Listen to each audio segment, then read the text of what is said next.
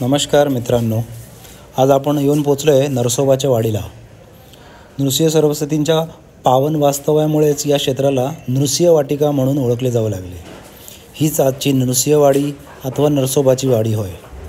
कृष्णा पंचगंगेच्या नयनरम्य तीरावर बसलेले हे तीर्थस्थळ आज दत्तभक्तांसाठी दत्तप्रभूंची राजधानी म्हणून ओळखले जातं। नृसिंह सरस्वती यांच्यानंतर अनेक महान विभूतींनी येथे वास्तव्य केले आहे। साधना, उपासना, भक्ती यासाठी अनुकूल अशा या स्थानी 3 त्रिकाळ दत्तभक्तीचा जागर सुरू असतो।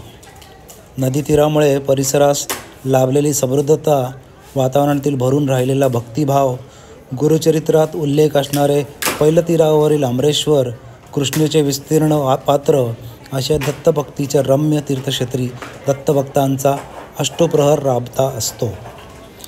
हे लोकेशन कोल्हापूरपासून थोडं जवळच आहे, जयसिंगपूरजवळ। प्रत्येकाने येऊन तिथे नक्की व्हिजिट करा।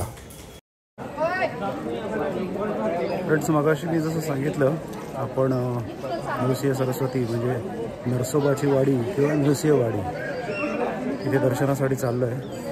तर आपण इथे दर्शनाला पोचलो आहे। आता दर्शन झालं आहे, पण तरी पण कसं आहे, तिथे मोबाईल वगैरे जास्त अलाव करत नाहीत म्हणून मी तुम्हाला पहिलेच काही दाखवलं नाही।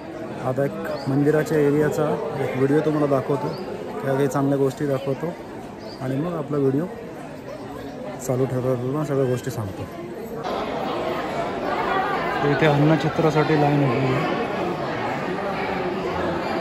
मोफत जेवण मिळतं इथे। अन्नछत्र देवांचा प्रसाद असतो इथे।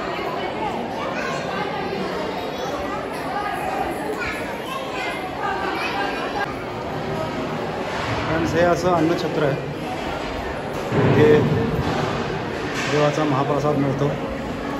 छान, एकदम साधं सिंपल चांगलं जेवण होतं, खूपच छान लागलं। आज 13 जानेवारी आहे।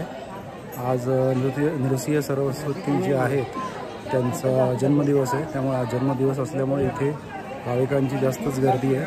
मगाशी आम्ही आलो तेव्हा मला 1 तास लागला दर्शन घ्यायला। आता थोडा दुपारचा टाईम झाला, 2:30 वाजले, त्याच्यामुळे गर्दी कमी झाली। आणि फेब्रुवारी महिन्यामध्ये पण इथे काही उत्सवाचे कार्यक्रम आहेत। मी तुम्हाला तो बोर्ड दाखवतो, जर तुम्हाला यायचं असेल तर त्या हिशोबाने प्लॅन करून या। हे मंदिराची एंट्री आहे, जिथून मी मगाशी आलो।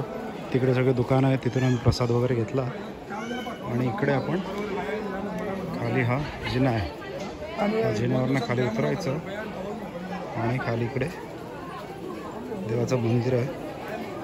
औदुंबराचं झाड पण आहे समोर आणि तिथेच खाली मंदिर आहे। खाली जाऊन तुम्हाला दाखवतो आता।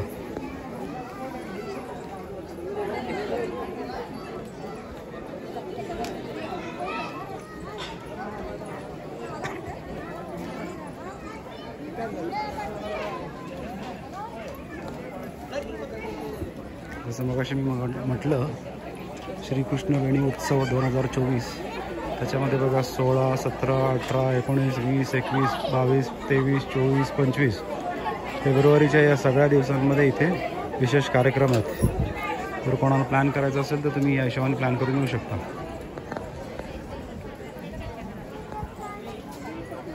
इथे समोर कृष्णा नदी आहे। कृष्णा नदीच्या काठावरतीच हे मंदिर बनलेलं आहे।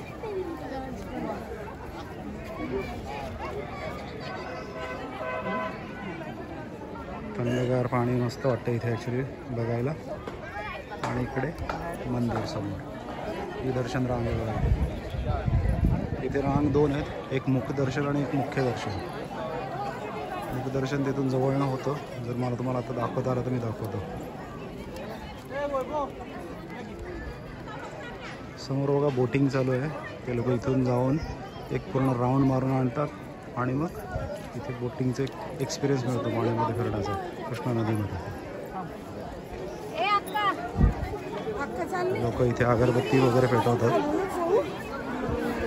आणि समोर जाऊन तुम्हाला मी मुखदर्शन जर झालं तर दाखवतो।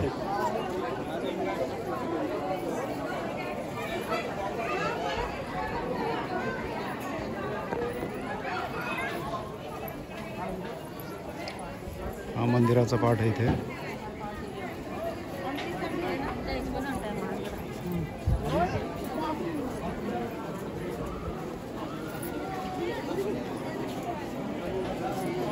इथे मंदिर आहे.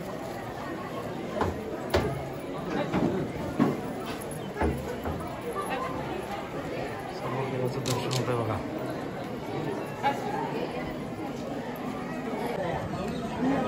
फ्रेंड्स, जर तुम्ही कोल्हापूरला येण्याचा प्लॅन करत असाल तर 2 दिवसाची सुट्टी इनफ होते.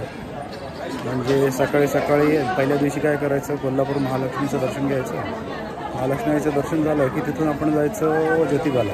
ज्योतिबा देवाचं दर्शन घ्यायचं. तिथून निघून जायचं पन्हाळा करायचं आणि त्या दिवशी मग रेस्ट घ्यायची. दुसऱ्या दिवशी सकाळी निघायचं. कोल्हापूरवरून साधारण 50 किलोमीटरवरती नृसिंहवाडी आहे. पण नृसिंहवाडीला यायच्या अगोदर किंवा नरसोबाची वाडी म्हणतो आपण, तिथे यायच्या अगोदर मध्ये रामलिंग म्हणून एक लोकेशन आहे जिथे शिवलिंग आहे. तिथला व्हिडिओ पण मी सेपरेट टाकतो आहे, तो व्हिडिओ पण बघा. रामलिंग करायचं आणि त्याच्यानंतर मग नृसिंहवाडी करायचं. नृसिंहवाडी करून झाली की संध्याकाळी परत जाऊन मग शाहू पॅलेस, म्युझियम वगैरे ते व्हिजिट करून आपलं 2 दिवसाची सुट्टी इनफ होते. रात्री परत बसायचं, सकाळी घरी, असा प्लॅन करायचा. चला मग आपण आता इथून निघूया. प्लीज माझ्या चॅनलला सबस्क्राईब करा, लाईक करा आणि व्हिडिओला प्लीज जास्तीत जास्त शेअर करा, जेणेकरून माझे चांगले व्ह्यूज वाढतील. बाय.